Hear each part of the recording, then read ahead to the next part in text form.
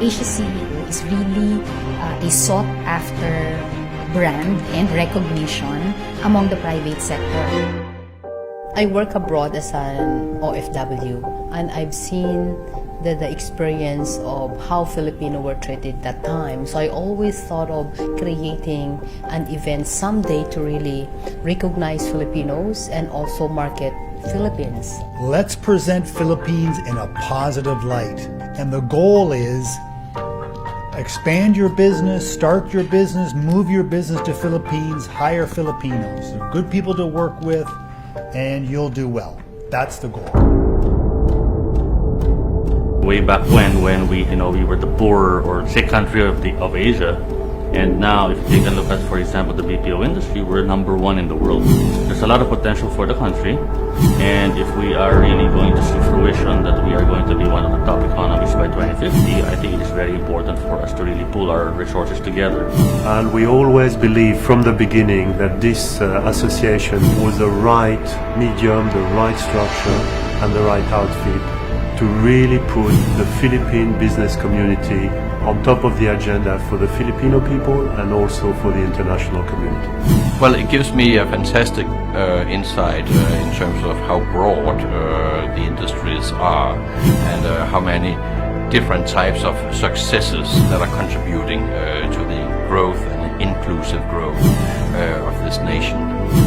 We have to create a future where our next generation of talent and leaders is prepared for all the new opportunities that will present themselves. Asia CEO Forum is very unique because it is more than any other forum emphasizing that this is about nation building. Economic growth is a very wide subject, and Asia CEO Forum always find the right angle with the right topic at the right time to talk about, and that's why there is such attraction to these events. They connect people, but they also create a platform for transfer of best practices, best knowledge. I believe in the vision of Richard and Rebecca. I think they have this vision to help make the Philippines a first world country in 2030. And with our partnership together, I know that we're achieving a lot of things. Thank you for what you're doing. We applaud your efforts. We're proud and happy to be your partners. We encourage other companies to join in and be a sponsor, and I'm very, very sure that they'll find it worthwhile.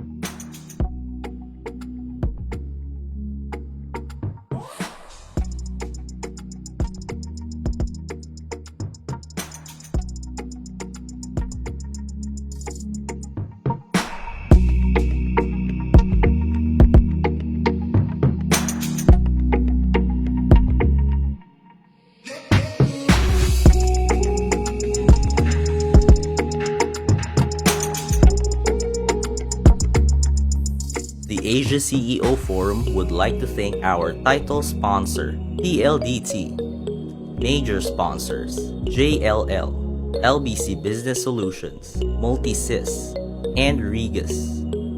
Before we officially begin the program, please bow your heads for the invocation to be led by Ms. Ana Joy Rosero. Let's bow down our heads and place ourselves in the presence of the Lord. Dear Heavenly Father, we thank you for gathering us today in this important event. May you bestow your guidance and blessings on this event so that we can enjoy and appreciate its significance in our lives. Take what we have prepared and multiply our efforts as only you can. Steer our intentions to align with your righteous will. Blanket us with your peace today, Father. Keep us physically safe and guard our hearts and minds from pride and selfishness. Keep love at the forefront of our minds today and the guiding light for all we set to accomplish and celebrate. In Jesus' name, amen.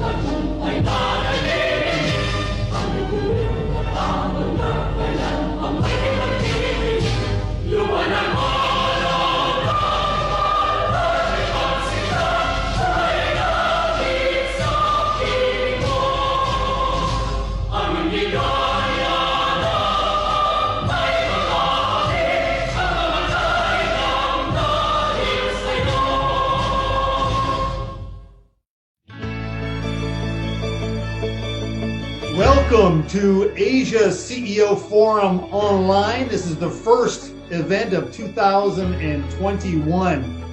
And this is an economic forum. So we're going to talk about the economics of what is going on in the economy of the Philippines. This has been the worst disruption in 20 years or more then. And it's getting a bit concerning. Last year there was enough going on that people could survive, but now we're starting to hear unkind things and scary things about people. So we want to get people back working, and we're going to hear what the situation is from the people that we have to go. So please hang on to your chairs. We've got a great event, and welcome to Asia CEO Forum Online 2021. Glad to have you back. Okay, our first speaker is Bernie Villegas. He's, I consider one of the most prominent, or certainly one of the most prominent, if not the most prominent economists of Philippines, and certainly known throughout the Asia-Pacific region. As a PhD in economics from Harvard University, where he was one of the youngest ever teaching fellows, and also a long-term professor of the University of Asia and the Pacific. Please welcome Bernie Villegas. Welcome, Bernie. Thank you very much, Richard.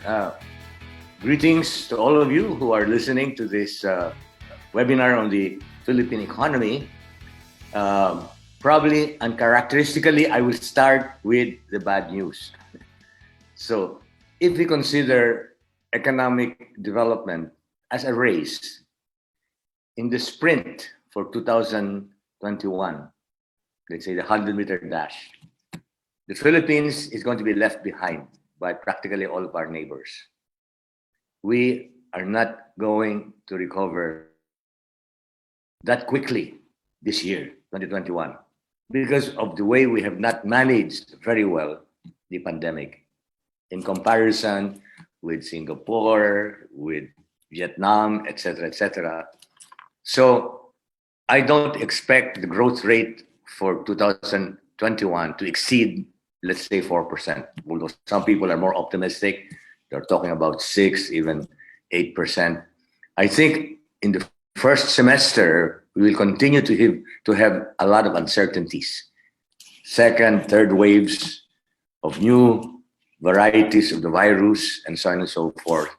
And I don't think we will have priority in getting the vaccine. So if at all, probably the vaccine will be widely available only towards probably the last quarter of this year. So I suggest to business people to continue to make use of 2021, to make the necessary adjustments to the new reality. I don't want to call it new normal. I think that expression is not adequate. The reality that will be upon us by 2022. In 2021, businesses will have to continue fine-tuning every technology related to the digital world that is indispensable in the new reality. The way we educate people will definitely incorporate a lot of blended learning. The way we meet like this is going to be permanent. Although we may go back to the office, we will continue to depend a lot on digital technology, which means that every organization, whether for profit or not for profit, should continue to fine-tune their technology, their infrastructure, their ability to use whatever digital technology is available. And the same thing I must say about the whole area of logistics. So once again, let us be resigned to the fact that dining will not go back to what it was formerly. A lot of people will now order their food and will resort to takeouts. Dining in will be the exception. And that means that you will have a great need to improve the so-called supply chain, delivery, logistics, warehousing.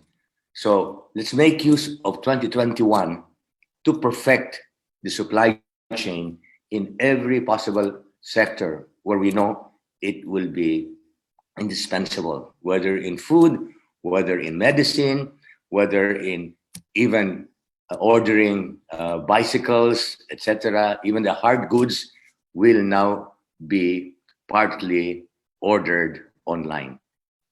Then what we will at least see in 2021 is we will be given a pause in inflation. So at least that's the good news. Inflation will be kept to close to 2%. So at least our purchasing power will not be as challenged. The good news is found in a few sectors. Obviously, overseas workers continue to be a major source of our purchasing power. In fact, I'm so impressed by the fact that in 2020, despite 300,000 workers being forced to come back, the decline in remittances for the whole year, believe it or not, is less than 1%. So which means we almost kept at the same level the remittances that we had in 2019. And I see that the area where we can be very optimistic for 2021 is the rebound of overseas workers. In fact, I know that there are already German, Japanese organizations that are sending language tutors to the Philippines to teach nurses, caregivers, educators, either the German language or the Japanese language. So they are poised to import a lot of our workers this year. So that is a good news. We will definitely maintain our remittances from our workers. Another very good news, obviously, will be in the area of health and maintenance. A lot of expenditures, starting from the government and from the private sector, will be channeled towards keeping us healthy, both preventive and curative. And I see that in education, there will be a tremendous set of innovations getting people to acquire new skills, but not through the route of formal education. I'm afraid formal education will take a hit. A lot of people will not enroll in the courses that they used to study in, but a lot of people will be looking for short courses that will immediately equip them with skills that can make them employable. So even webinars like this will be in great demand. Program or 2-year master's program, those are not going to be that much in demand. Now, the most important area where we have to spend as much time as possible in 2021 to prepare for the recovery in 2022 is agriculture. So we have to make sure that at all the levels of agriculture, farming, warehouse, harvest, cold storage, processing. So let's always think of agribusiness rather than agriculture as the #1 sunrise industry. It's very obvious that during the pandemic, we realize how important food is, because it's the first necessity. And that is where we must give all the support, especially to a very good Secretary of Agriculture, in Secretary Dar, to make sure that we are going to attain the objective of higher agricultural productivity and lower costs in all the other areas of agribusiness. So that is an area where by 2022, I see agriculture growing probably at 3% and food manufacturing growing at double-digit rates, 10 to 12%.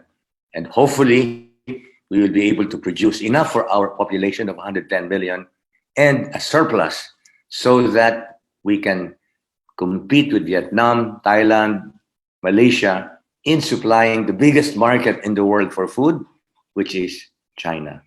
So we have to be already resigned to the fact that China is going to be the most powerful economy now and in the future. And despite some of disagreements we may have with certain Chinese policies, we cannot ignore China as the biggest market. Obviously, we will continue to be very much related to the US economy. Our second biggest sector, which is the BPO IT sector, is very dependent on the US market. And I don't think there'll be any problem there, especially with a more friendly Biden government as regards trade. I can say about 2021 and 2022, I'll be very glad to answer questions during the open forum. Thanks, Bernie. Our next speaker is Dan Lachica, who is president of the Semiconductor and Electronics Industries in the Philippines. CP, the association of this very large industry that employs upwards of, I think it's close to 350,000 people in the nation. Dan himself has a very strong history, at least 30 years in the industry, running large operations both in the Philippines and in the across the United States. Companies like Hewlett-Packard, Motorola, American Microsystems, and others. So we're really pleased to have Dan to talk about the status of this very important industry. So please welcome Dan Lachica of CP. Welcome, Dan. Thank you very much, Richard. I'm glad to be here with you, and thank you for inviting me to share about the electronics industry. And what I'll do is talk about the outlook and the opportunities that we present. So the outline essentially will be about our industry export, performance, and the outlook and the opportunities. SAPI has 339 multinational and Filipino-owned semiconductor electronics companies. Different sectors are about 10 sectors, and you mentioned about the employment. We have about 370,000 direct employees and over 2.5 million indirect. And what that means are the direct employees essentially are those who touch the product, and the indirect are the ones that support the factory, including shuttle bus drivers, security guards, canteen workers, and so on and so forth. Our vision really is to create a competitive business environment for the semiconductor and electronics industries.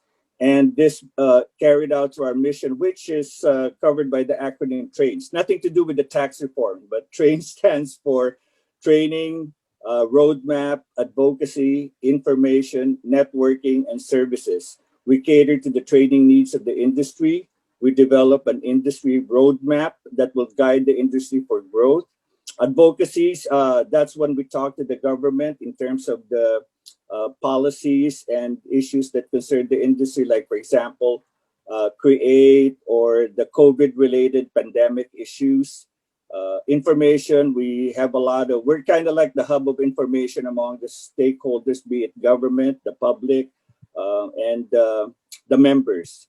For networking, we have a local network, not only among our members, but also international partner associations in the United States, France, China, Singapore, Taiwan, and of course services offered to not only to our members, but the rest of the country. In fact, during the onset of pandemic, we had donations from members amounted to about over 40 million pesos worth of PPE and supplies.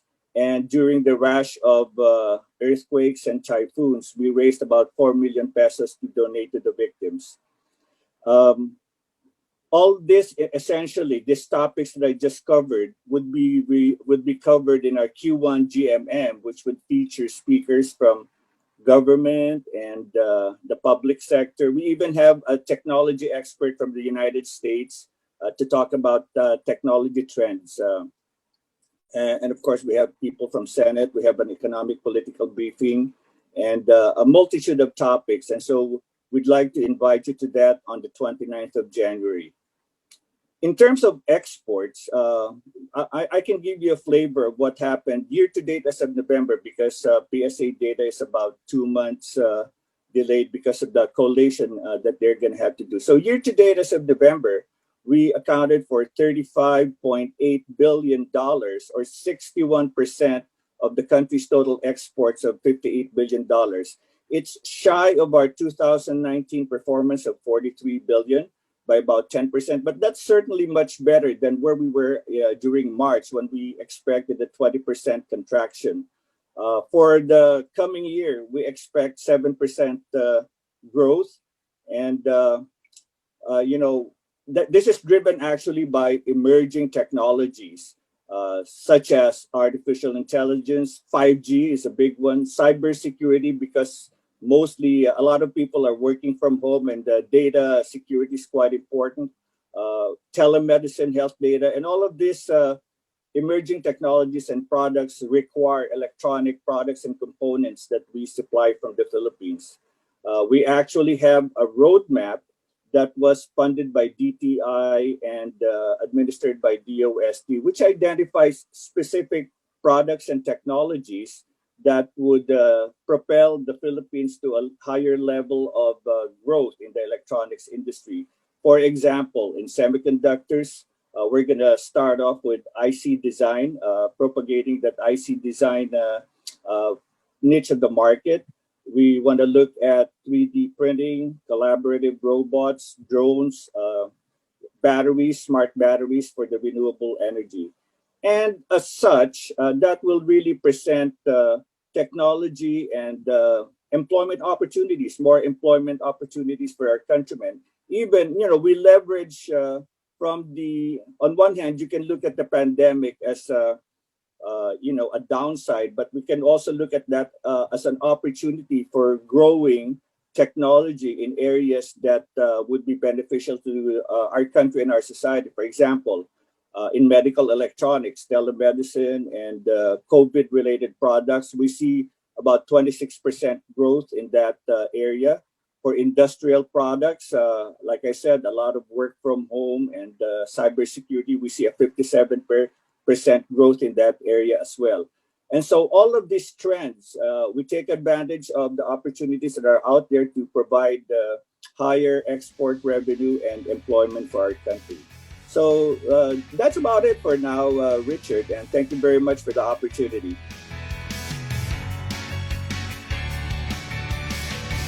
Our next speaker is Marivi Valencia. She is Chief of Staff of 𝓡𝓮𝓬𝓿, and 𝓡𝓮𝓬𝓿, if you don't know, this is the largest private sector employer in the nation. I was so pleased to hear that the company and that industry has been growing tremendously all through this crisis. 𝓡𝓮𝓬𝓿 now has 95,000 people, and I think it may have topped up over 1,000 people briefly. It'll come back again. So a tremendous effort for them. This is not easy to grow during these difficult times. So just a fantastic company and a fantastic group.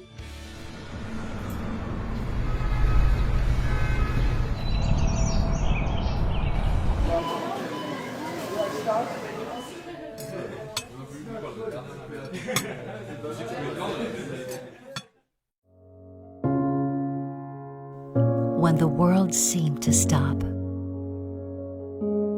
we carry on. Continue to dream. create.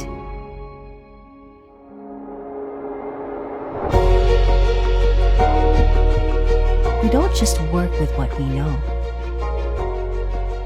We innovate to adapt. So you can drive your career forward. We don't just make you feel welcome. We provide everyone an equal opportunity to succeed. We don't stop at just enough. We go extra to care and provide, so you can brave the world safely. Times aren't the same, but we've always been different. We are concentrics. We dream different. We create different. We embrace different.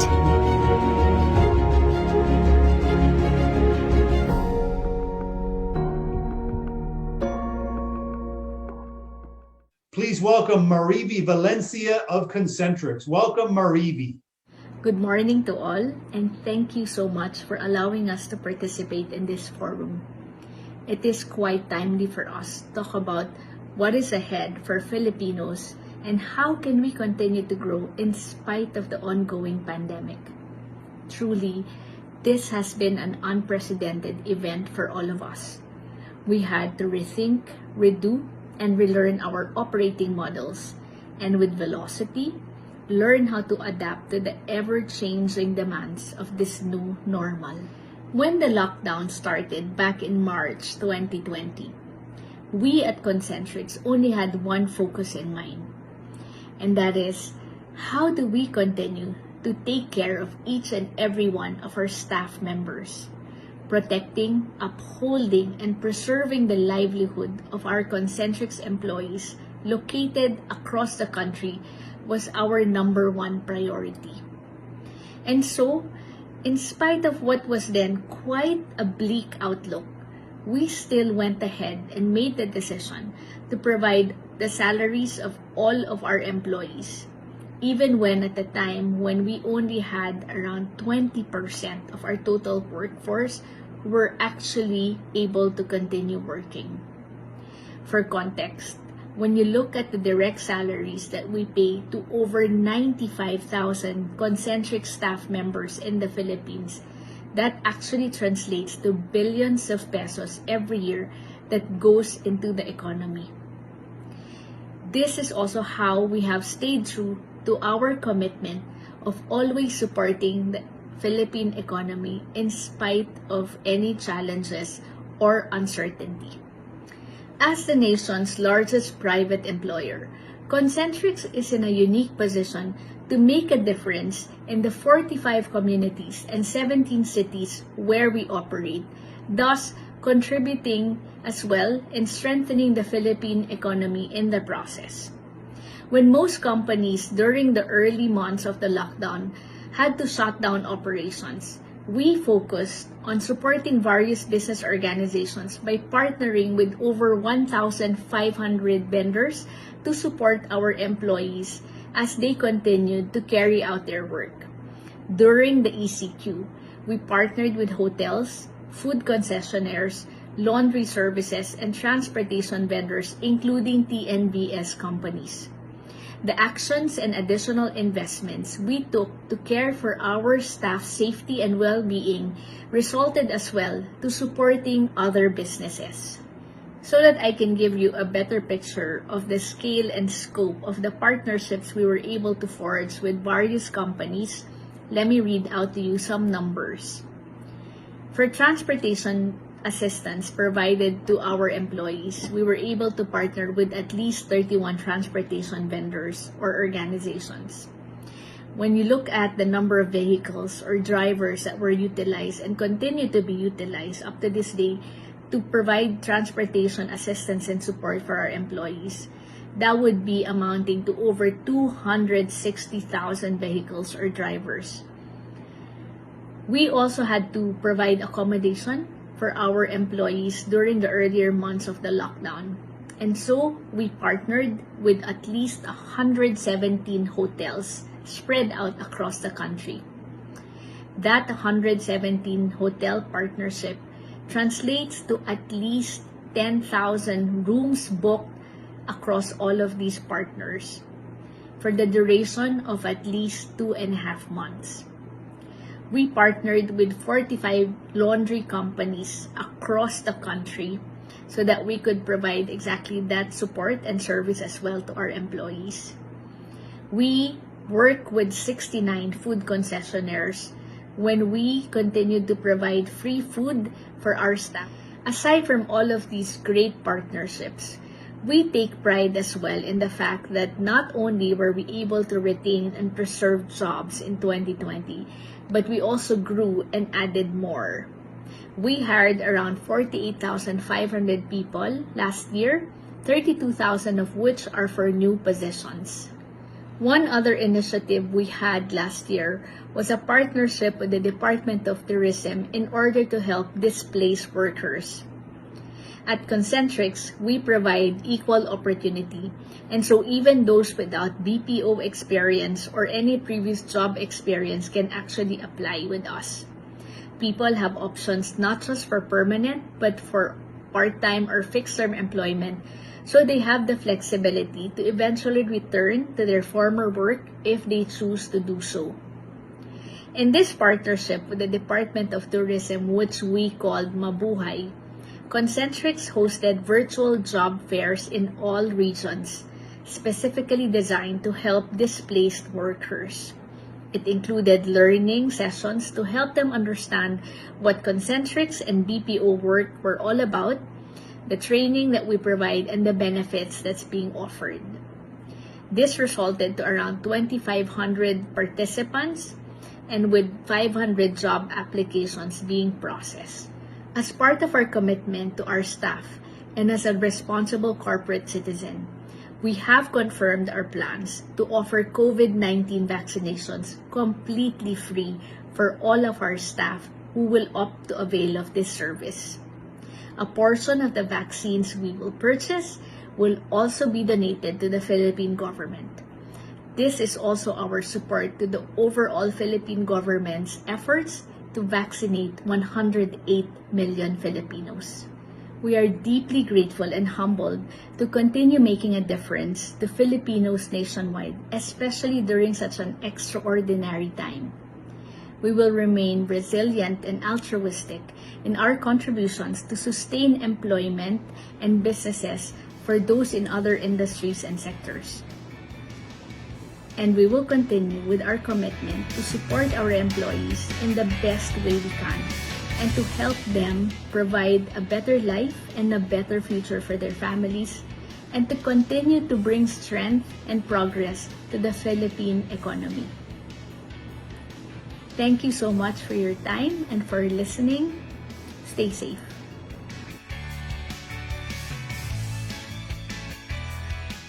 And our next speaker is Alex Cabrera.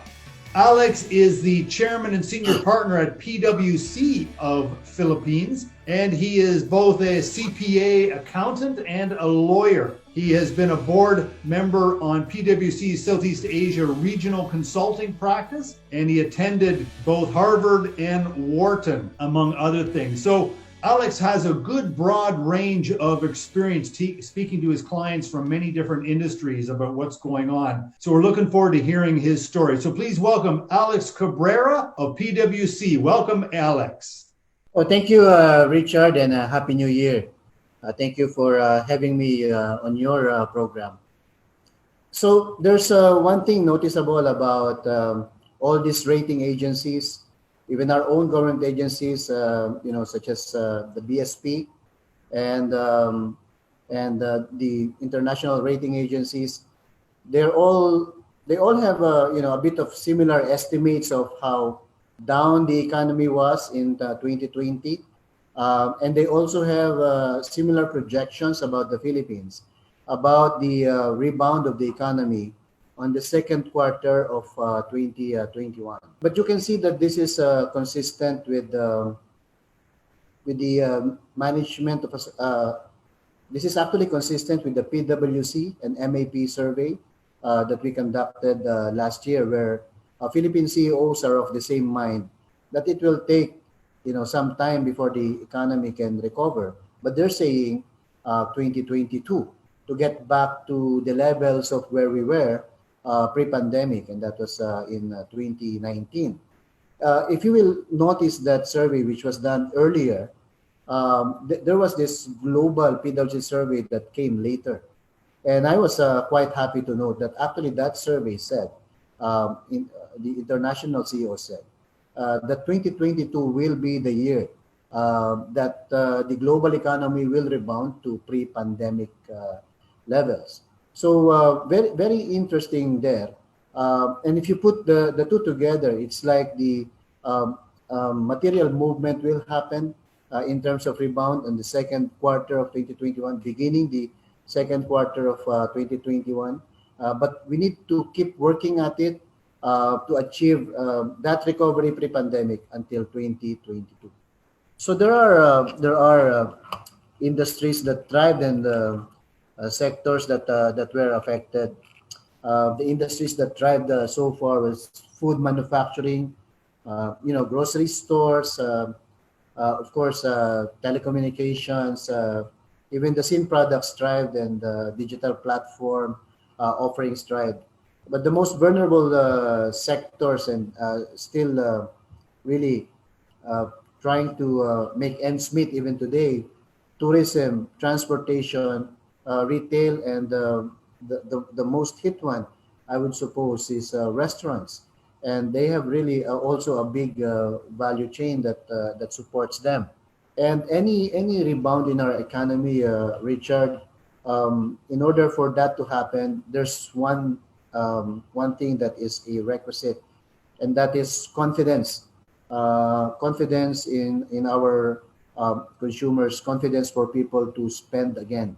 But you see, this confidence, of course, will come from the ability of our people to get employed on a full-time basis again, because by the end of 2021, the unemployment would have reduced, but the unemployment will still be almost half as worse as they were pre-pandemic levels.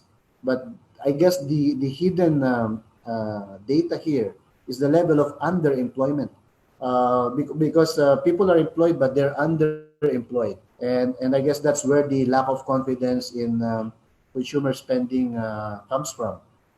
In order for that confidence to build up, of course, the very obvious solution is the vaccination.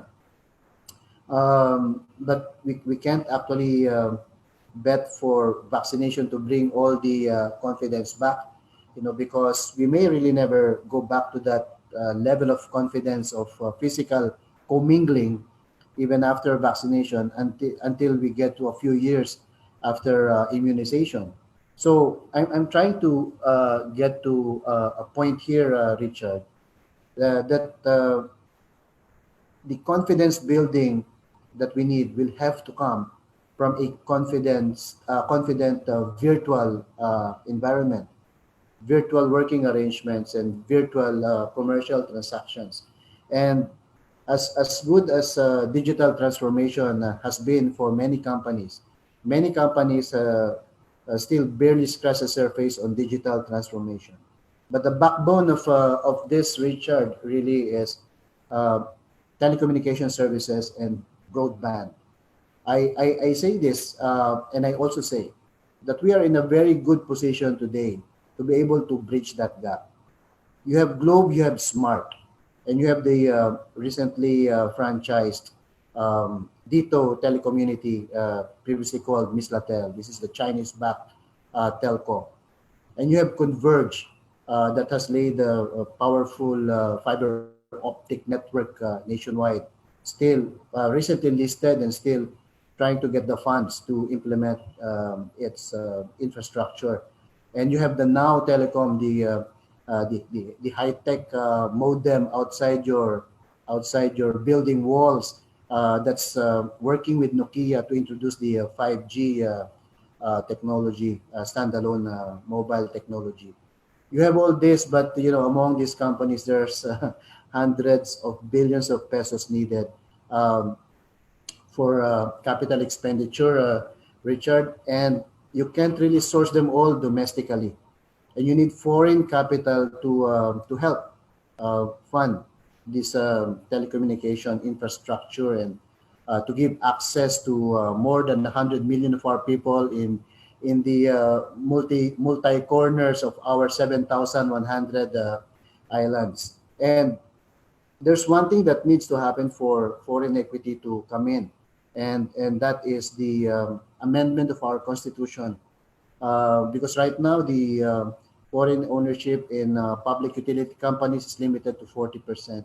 If our constitution gets amended to relax this, then foreign equity can freely come in and they can help us accelerate our ambition, to provide better access to everyone and better broadband services to everyone. When that is there, then that virtual confidence can be there, and then e-commerce can be livelier. The homepreneurs can thrive. Our education, which is right now only 5 out of 10 students have good access on internet, but that is very important because these are the human resources that we need to man the industries that will help our economy. So all that will become come into fruition, and all that will come into play in the road to recovery of our economy. I'll only mention two more, I think, key features or key things, Richard, in order for us to fulfill our economic recovery, because as you know, it's not automatic and we need to work at it. And this is government expenditure on infrastructure. Expenditure or consumer expenditure is concerned, that's really gone down. But government expenditure on consumption expenditure, they have really actually gone up, during the pandemic period because of the government services that were rendered, the government subsidies and assistance. But what has really gone down immeasurably, Richard, is the gross capital formation, which is actually referring to the government expenditure on infrastructure. Infrastructure cannot be underestimated because it has very important multiplier effects. And I'm not only talking about cement, which is, of course, gravely affected by this, or construction materials. I'm talking about employment of construction workers, and that also brings in a lot of employment. And when infrastructure projects are there, then the values of real property will also rise, will also be impacted wherever this infrastructure brings. And whenever real property values rise, real property development will happen, and all this commercial activity along with that will also happen. And that is the value of infrastructure. The country has suffered a trade deficit. We've imported more than we exported, of course, affected by our markets. That's not necessarily a bad thing, but that also tells us one thing, that we really cannot be self-sufficient. And in the next pandemic, and we don't want that to happen. But it's really important. Self-sustainability or self-independence, insofar as the basic necessities are concerned, is really important. And we need to work on our local manufacturing for that to happen. The last bit that I'd like to share, Richard, is insofar as investment index is concerned. The Philippine Investment Index score is actually not too bad. The Philippines ranks third in terms of score growth in 2020 to 2021. Although it's projected that by the end of 2021, the Philippines will be 8th. And this is coming from the Euromonitor, the Euromonitor, and you also heard Moody say that the Philippines is going to be the last to recover. Now, I'm not a fan of those predictions, Richard, because what we have seen, and especially in the work that we're in, what we have seen is that M&A transactions in the Philippines in 2020, pandemic year, is even higher than the M&A transactions in 2019. And there's a lot of M&A activity that happened in the utility sector, in the food sector, and in the fintech sector. Of course, the utility sector, took the lion's share. And I guess, Richard, this is where we want to reiterate that, M&A activity is important because wherever there's action, the foreign investors will come in there. And so you have the Create Bill trying to lower the corporate income tax to 25%, for small companies to 20%. That rate, while it's a good lowering of income tax rate, that rate still lags behind our neighbors in Southeast Asia. But I would say that lowering of the income tax rate is attraction enough because you combine that with the domestic market opportunities that investors will have in the Philippines. So we should not deny foreign investors of their opportunity to come over, invest, and help our economy rebound. And as I said, on top of my list will be public utilities, telco, because broadband and this virtual confidence is actually what we need to make sure that our economy rebounds. Vaccination or no vaccination, we need to work on our virtual environment, and we need to include everyone in this game, everybody in our 7,100 islands. So we have the 5 telcos, but we need the money and we need the foreign investors. Thank you, Richard.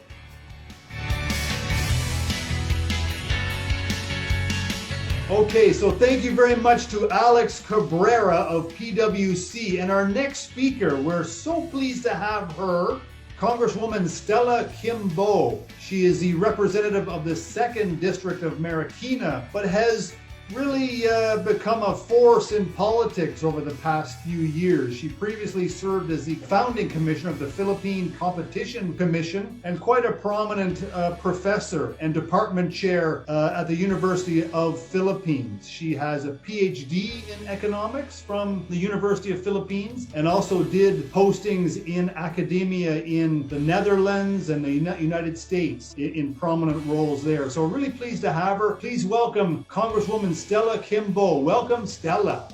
Thanks, Richard. Hi, everyone. A pleasant day to you. Many thanks to the organizers of the First Asia CEO Forum of 2021 for inviting me to share my insights on economic recovery, a topic that I am deeply passionate about.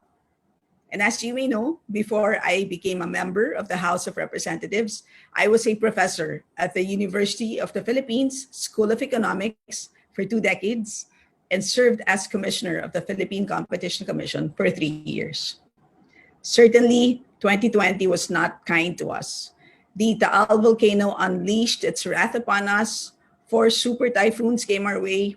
A novel virus took us by surprise, wreaked havoc on our economy, and profoundly changed our way of life and livelihood. We saw the highest unemployment rate since World War II and widespread business closures. The latest data from the Philippine Statistics Authority show that the economy declined by 11.5% in the 3rd quarter of 2020, one of the worst quarterly contractions of our economic history, implying that the expected full-year GDP contraction could reach 9 to 10%. As an economist legislator, I believe that the role of Congress is to ensure that proper health and economic responses are provided by the government. And by proper responses, I mean based on science, based on evidence. Health interventions ranging from testing to contact tracing, ensuring sufficient capacity for treatment, ensuring a cost-effective and trustworthy social health insurance program, and finally, rolling out a national COVID vaccine program should all be in place. Economic responses must ensure that job losses are minimized, displaced workers can eventually return to the workplace, and businesses continue or even pivot to more productive sectors. Economic responses must take care of critically impacted sectors, especially the MSMEs, which have the weakest ability to cope with economic shocks. Economic responses must be forward-looking and geared towards making the economy more resilient by increasing financial inclusion expanding social protection for workers, and improving connectivity through physical and digital infrastructure. Although Congress approved last June 4, 2020, a 1.3 trillion peso economic stimulus package called Accelerated Recovery and Investment Stimulus for the Economy of the Philippines, or ARICE bill, what eventually became law was a considerably smaller subset of ARICE, a 165 billion peso economic stimulus package called Bayanihan to Recover as One Act. This is the second of a series of Bayanihan laws. I fervently hope that the third Bayanihan law will eventually come to force, considering that 165 billion pesos is measly compared to a potential 2.4 trillion peso economic damage caused by the pandemic and super typhoons. To avert these losses, we need more government spending. I filed a Bayanihan 3 bill last November 23, amounting to 400 billion pesos, consisting of an additional 330 billion peso COVID response and a 70 billion peso disaster response in the aftermath of 4 strong typhoons, including Ulysses, which battered my district in the city of Marikina. Today, with the advent of COVID-19 vaccines, we now see some light at the end of the tunnel of economic recession. These vaccines constitute the permanent solution to the pandemic and will usher in the better normal. The role of Congress is in ensuring that the vaccine program is rolled out in the most cost-effective and expedient manner.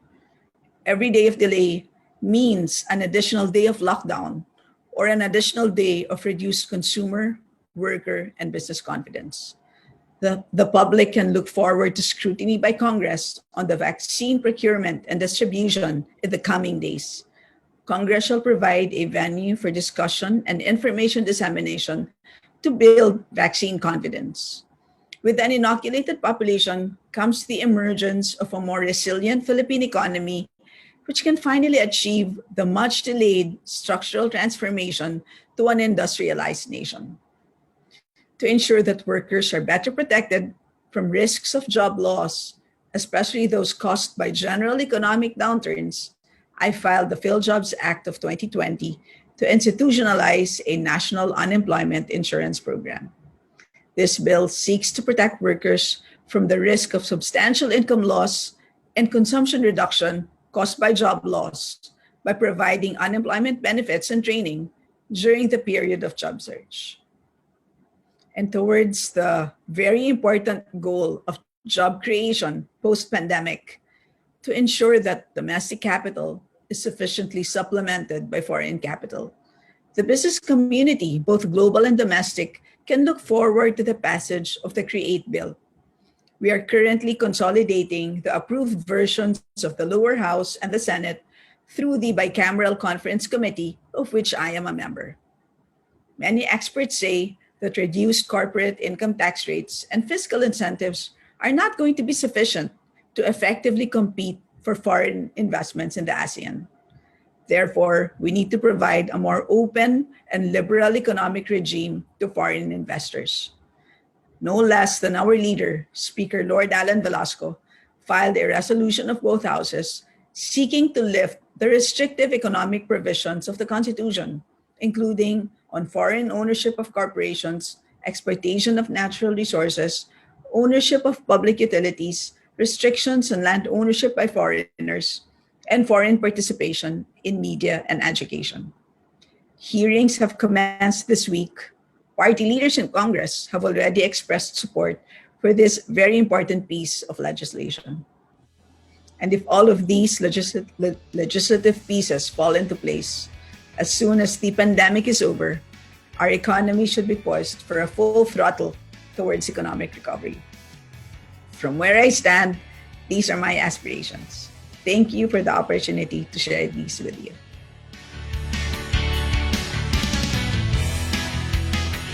Hello, good morning, everyone, and good evening, Richard and Rebecca. This is really more, I think upon instruction of Rebecca and Richard, we wanted to keep this dialogue free-flowing, but we really focused on what will what will it take to move the needle forward for the Philippine economy in 2021? What are the key factors? What are the key drivers? Obviously, a vaccine rollout program is one thing that's hot on people's minds. But since you represent different sectors, and also we have a wonderful policymaker in the form with Congresswoman Stella Quipo. I mean, it's just a question of what are you looking at in terms of policies. And for the private sector, since Dan represents a big chunk of it as well, what is needed in terms of a signal for private sector to invest some more? I mean, I'll obviously come in as not just a moderator, but I'm also going to come in as an investor because we invest in the energy sector and microgrids as well. So I'm happy to come into the dialogue. But this is all about the panelists and all that. So if I could do this from, just like we're doing Hollywood Squares, if we can look at the gallery we have here, I'd like to do this in random order. So to cut to the chase, let's have Alex Cabrera. Attorney Alex, good to see you. Love to hear your thoughts in terms of where you'd like us to dust off from this annus horribilis of 2020, and what do you need the public and private sector to do to be able to have the economy rebound to positive territory? Yeah, there's a number of things, Quintin, but I guess I'll only hammer on one for now. So let me call it the virtual vaccine. And that is all about broadband and connectivity. And I know that people, they've already undergone digital transformation, and there's some level of success insofar as connectivity works. Our telco companies are able to render the service that they can, but we need to leverage and really maximize the power that the five telco companies can bring. And I mentioned that in my presentation. Globe Smart, Dito, Telecommunity, Converge, now Telecom, and they really need funds. They need funds for their capex and to lay the fiber optic network and their expansion for the next 5 years. And those funds, they cannot be supported mainly or purely by domestic capital alone, because it's hundreds of billions of pesos required for that. And the telco is not the only industry that needs investing in.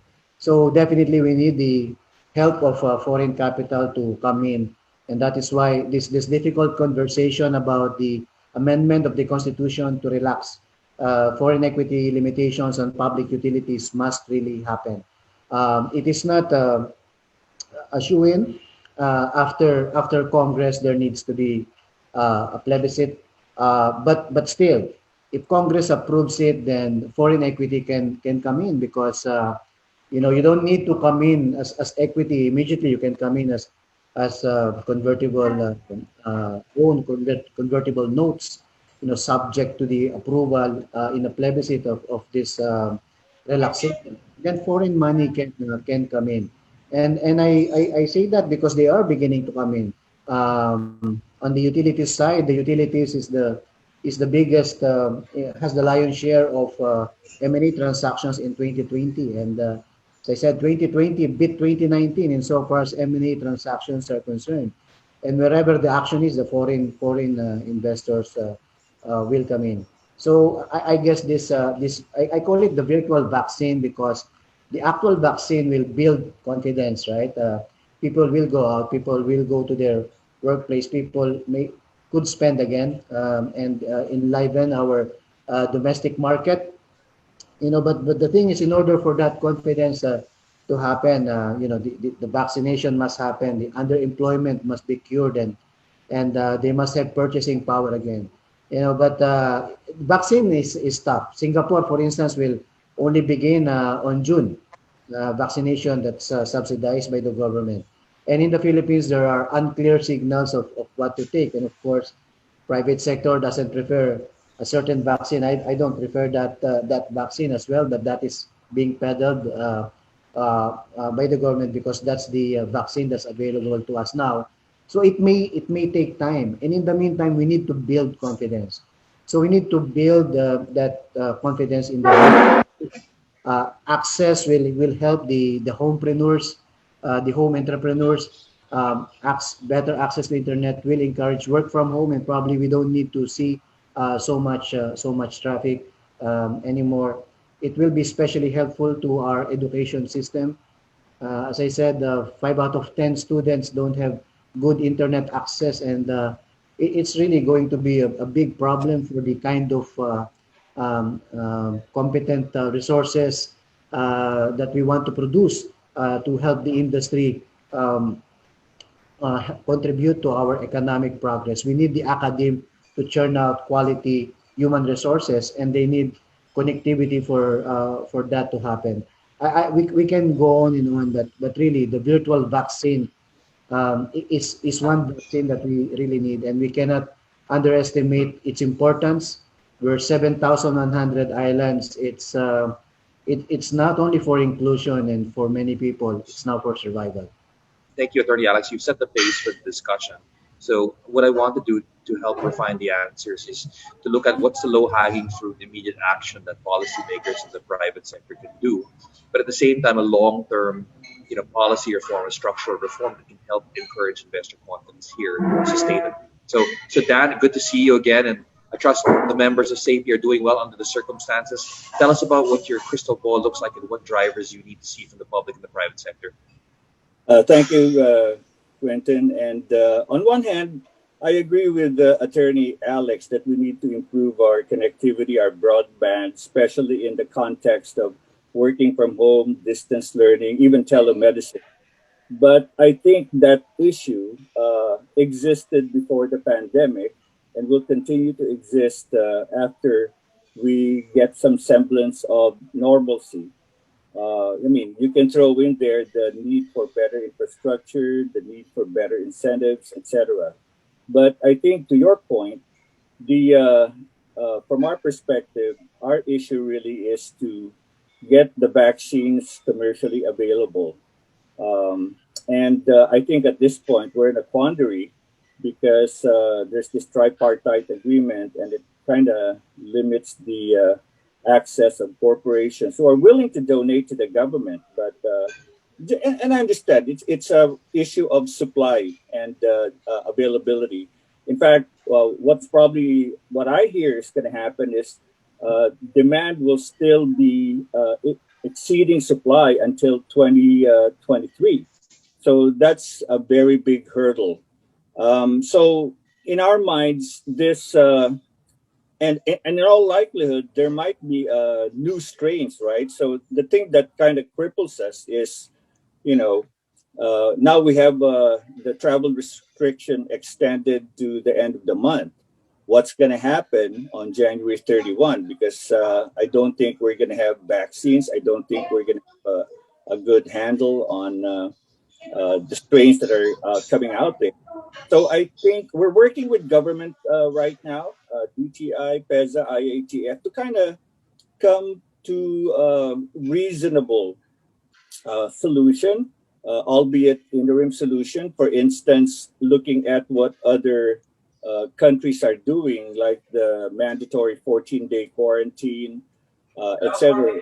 The thing is, the reason I bring that up is we have expats stranded overseas. And these are the plant managers, the executives, and all that. And on top of that, we have technical support from the parent companies who are itching to come over because they have some expansion and introduction of new products and technologies, and they can't come. And of course, this new projects will bring in additional investments and additional employment.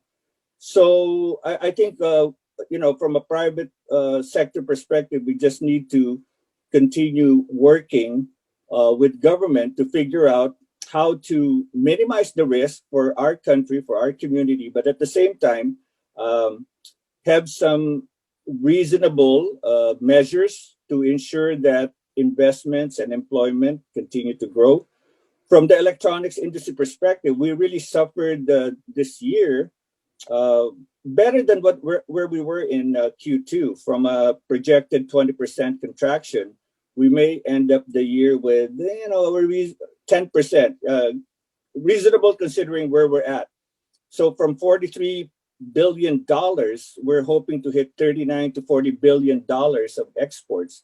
And again, this is in the throes, this is in the midst of all the challenges we've experienced in Q2. So the point is, if we work together, the government and the private sector, we can accomplish reasonable objectives or reasonable things within the context of the pandemic and the challenges we're going through.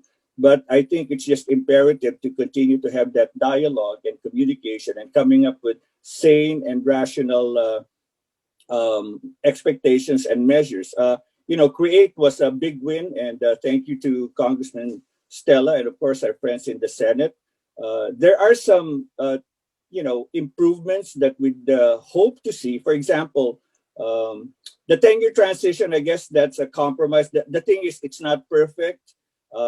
My concern there is after 10 years, if we don't have an efficient way, effective way to approve applications, which will be allowed, then that's going to be a disincentive for investors. But the 1 billion cap on PEZA and IPA authority is, I believe, kind of low, because when we have investments in expansions and let alone new products, it's probably going to be higher than $20 million. Because like for electronics, we are a capital intensive industry. And if you're going to be introducing new technology, the equipment costs millions and millions and millions of dollars. So perhaps we can consider maybe a 3 or 5 billion, even 5 billion peso cap on the investments that PEZA and the other IPAs can approve. And of course, an efficient way for FIRB to manage this new challenges that they're going to be facing with the CREATE. So I think that's it for now. I think by and large, we just need to come up with reasonable measures to protect our countrymen on one hand, but ensure that we're still, encouraging the flow of investments and increasing the employment. Yeah, thank you very much, Dan. I mean, and I know, you represent a big chunk of the export sector, and a lot of, a lot of the global economy will derive itself from other different signals across the pond. For example, what's happening in the U.S., how demand in China is increasing, how the world economy is going to buoy this export growth. But I think reasonable to say that whether or not you're in the export sector or you're in a consumption-driven sector like retail or even the services sector like Mariví is, I mean, certainly confidence is important for the government to build in this case. And in your case, it's how to apply those incentives that were rationalized and balanced out from CREATE. So thank you very much, Dan. Now, Mariví, Concentrix, I mean, as one of my former mentors used to say, I mean, the rising tide lifts all boats, and Concentrix is one of the battleships in the bay. You are a benchmark investor in the Philippines. I want to hear your thoughts in terms of what kind of signals are you looking for from the government so that you can not only stay in the Philippines and do the services very well, but make sure the offshoring industry and the services sector contribute more to the economy. Right. So I actually am echoing Alex and Dan's message. No? For instance, the vital item for us that allowed us to continue operating during the lockdown months was really the accessibility to internet. And so we do really need that virtual vaccine, right? In a very short span of time, we worked so hard to be able to deploy, I would say, more than 50,000 of our employees to do work at home. And that would not have been possible if we didn't have a more robust internet infrastructure in the country. And to be candid, that remains to be one of our biggest challenges, I would say, right? And then aside from that, also, obviously, the BPO sector has always had the advantage of incentives coming from the government. And some of those have been, to a certain extent, curtailed because of the train law. And that's probably something that we would like to continue to get help from the government, right? We want to be able to continue building and growing jobs within the Philippines, but it has to be quite viable for all of our global partners. I can tell you that the digital economy has actually done wonders for us. We had to be very creative in ensuring continuity of our business. And so we would normally host anywhere between 80 to more than 100 client visits every year. And because of the travel ban, we had to be creative in coming up with virtual visits, no, virtual tours of our facilities. Um, you know that we live and die by the amount of hires that we get, right, to supply our workforce. And because exactly of the lockdown, we had to find ways and means to be able to still reach out, not to the greater population. And so we've had to, be creative in the way we hired. We did a lot of virtual hiring, virtual training, right? So really, when we look at how we can continue to build that confidence, especially for the BPO industry, we would like to get the help of the government first and foremost to continue to support us in terms of the investments and incentives. The second one is obviously something that's already been mentioned by Dan in terms of and even Alex in terms of the vaccines, right? So actually just last week, we came up with a press statement that confirmed our commitment to providing free vaccination to all of our employees. But of course, that's also part of the tripartite agreement with the government, and we are waiting for clarification in how that direction is going to develop. Thanks, Marvin. And it's also important to note that as an employer, you're really looking at your employees as the frontliners, and whether or not they be work from home arrangements or hybrid arrangements, the fact that you're caring from them and doing procurement on your own with the vaccine, I think that's a good sign for a public-private partnership taking the lead there. And I know, for example, I think 2 days ago, 𝓡𝓮𝓬𝓻 had the same initiative as well, right? And in terms of making sure that the government was equipped with the kind of procurement and the kind of vaccines that were needed to really inoculate the population. But thanks for that. And really, I think one thing to add also is, because just like Dan, you're part of the overall body of other with the ITB-PAP and all these other organizations. It would be great to share those best practices as well across the spectrum, so that we can all be more aligned, because Philippine economy is only as good as its weakest link, right? The BPO industry or the IT-BPM industry is only as good as its weakest player. So it's great to hear those best practices with you. Right. Let's move on to Representative Stella Quimbo. Good morning, Representative Quimbo. And I just wanted to, well, first of all, congratulate you on the legislation you've done, your oversight in terms of your policy as well. Tell us, from both a city perspective and a congressional national perspective, what's on your plate in terms of your agenda to make sure that the rebound is sustainable for both the city and the country?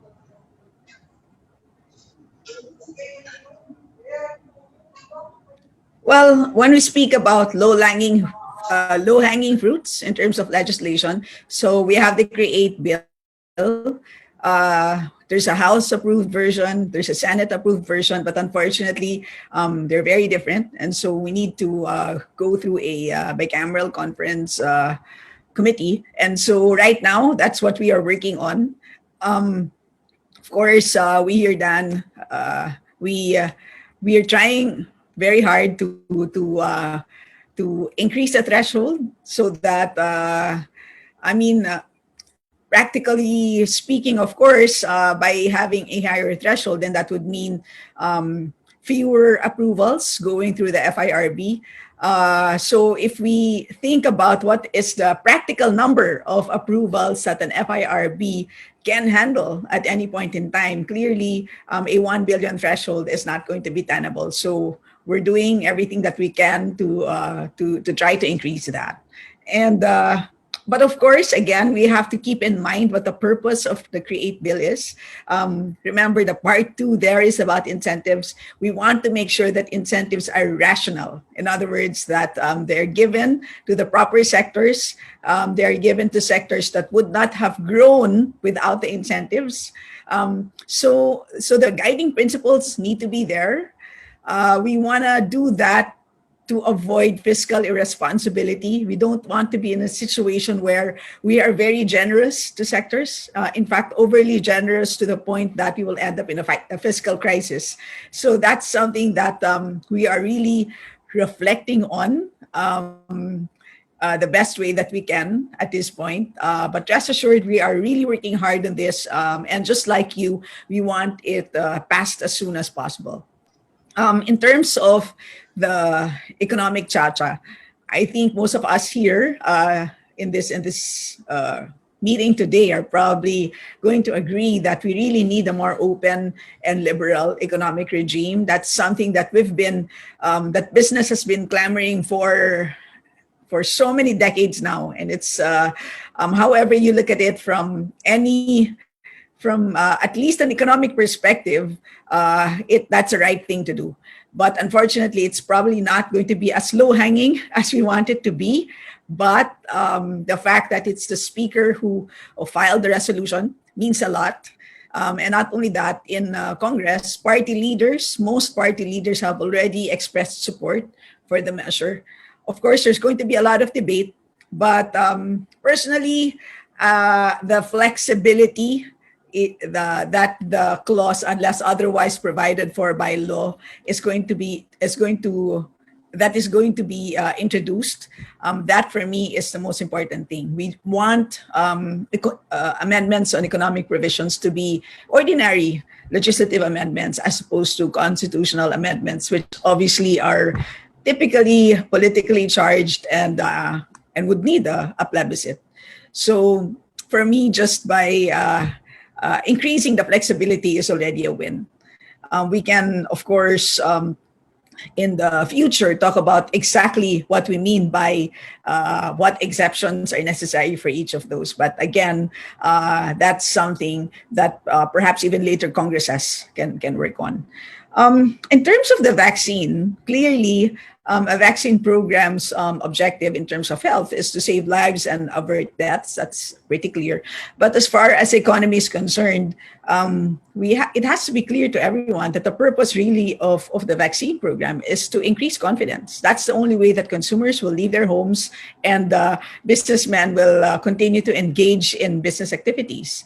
So, apart from making sure that the funds are in place, making sure that the logistics are well thought of, making sure, for example, that storage, transportation facilities are there, making sure that safety is always being considered by our approving agencies. What is very important at this point is vaccine confidence. As I go around my district, I would always ask the people who among you here would not want to be inoculated. And unfortunately, over time, that number seems to be increasing. So I personally worry about vaccine confidence.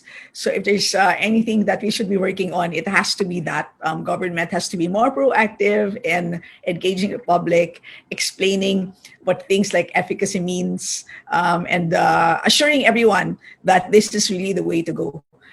Because clearly waiting for a vaccine with 100% efficacy, that's probably not going to happen. And every day of delay means billions of pesos lost in terms of income. So, so we also have to protect ourselves, not only against COVID, but also against hunger and poverty.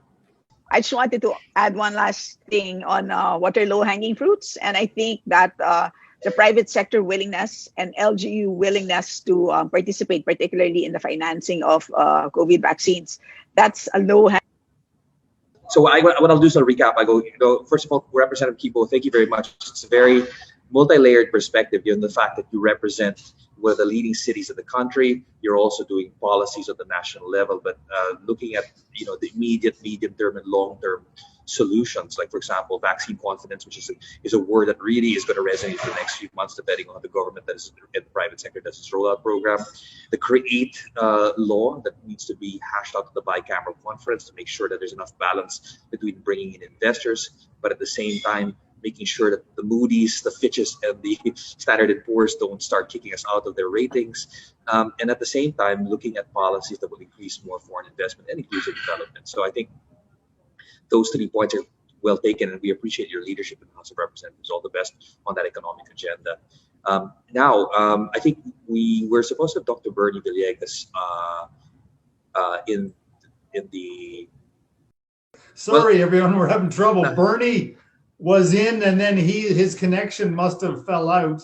Yeah, well, Richard, it was good. I mean, actually, the last line of Stella, even if it just was 80% of it. That's good copy. That's really good to edit into the discussion. The idea that the private, because what we're hearing here as a variation of the theme is the private sector role. Representative Kibo, I was actually just mentioning that even 80% of your statement was actually quite good already in terms of the private sector role. Yeah. So it's just important for government to harness that enthusiastic offer by the private sector and LGUs to participate in the vaccine program. Thank you very much, Representative Kibo, and it's wonderful to see. I guess we just have to wait for Dr. Bernie to come on board, but I think Richard, I know we had 30 minutes for that. It was a very robust 30 minutes. Did we have more time? Good. I don't think we're going to have Bernie back because he would usually get right back if he dropped off. And I know he's in a place where it's a retreat, so they're he's in Makiling. Oh, they lost their internet apparently. Okay, we've been speaking with them. Okay. Is there anything else you need? Because I think that in itself, for a 30-minute chat, that is really quite fantastic. Right?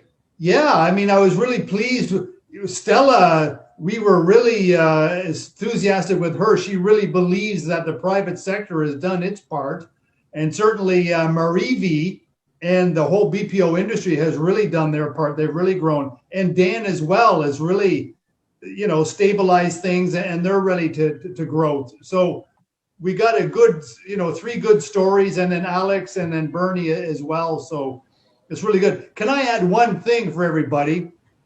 Events and tourism. We were a big user of the hotel industry, event facilities, and so forth.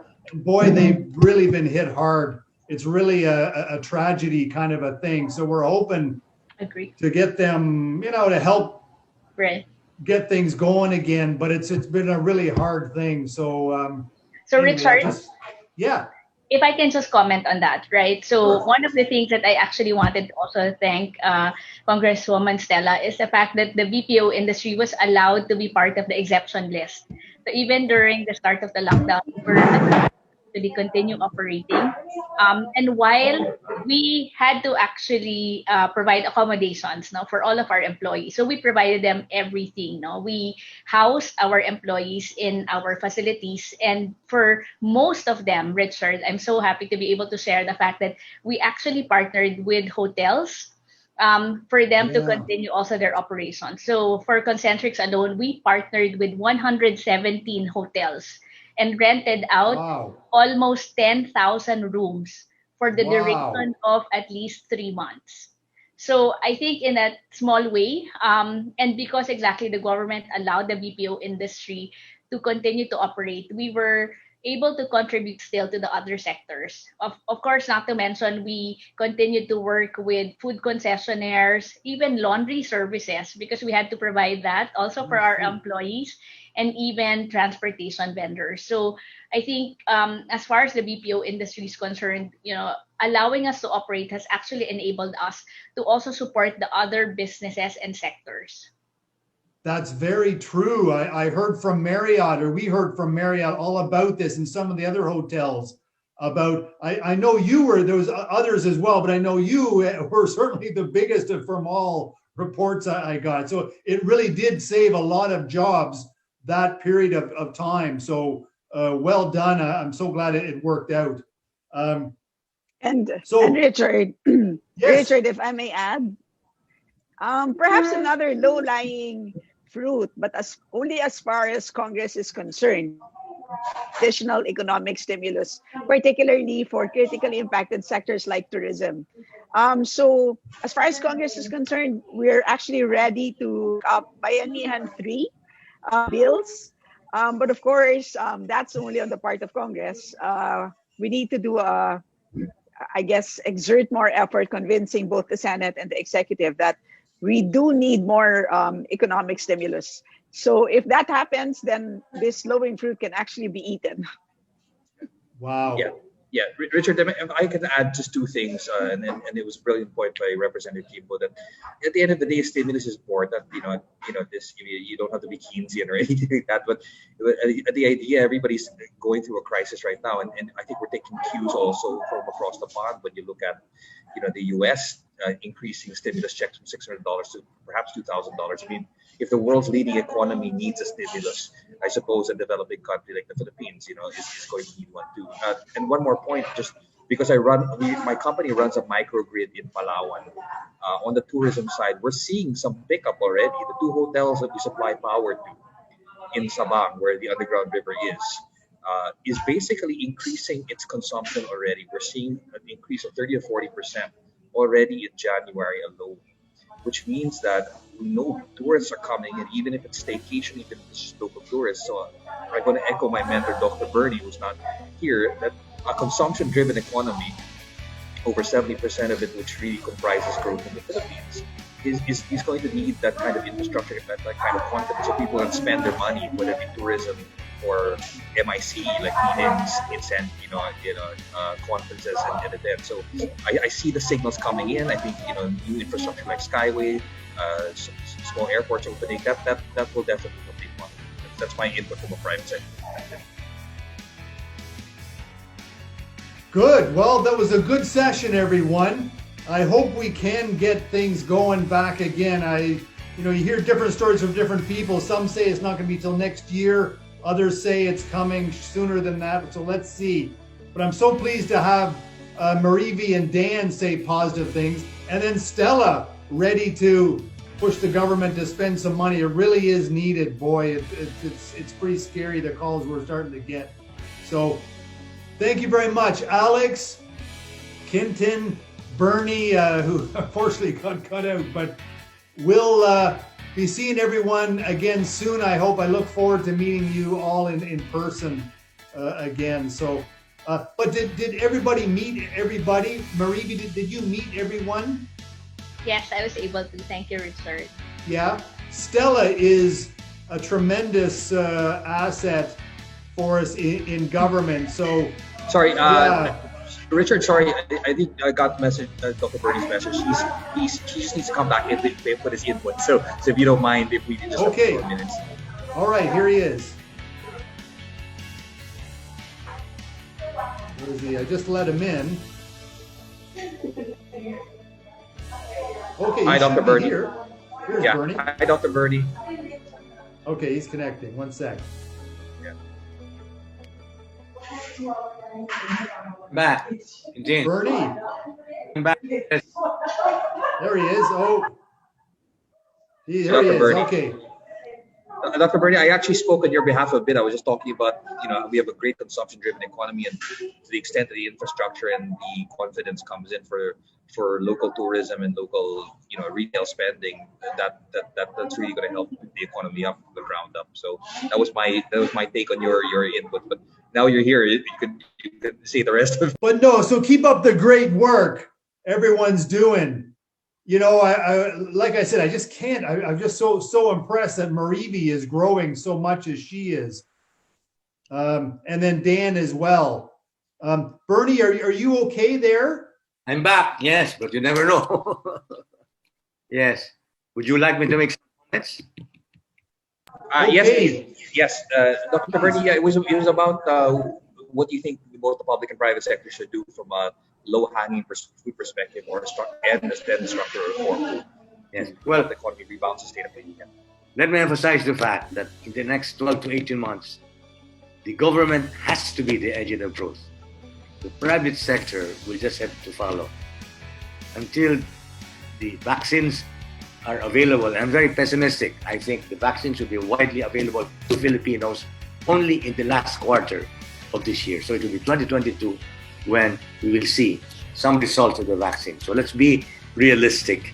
We are way down the totem pole, so to speak, as far as vaccine distribution is concerned. So it has to be build. And for example, I just used for the first time the link between the SLEX and the NLEX, and it's a wonderful experience. And let's have a lot more, but from this standpoint, government expenditure, and they should not hesitate to borrow, because we still have tremendous leeway to borrow. So that's my first message to the government. It has to lead in the recovery. There are two sectors to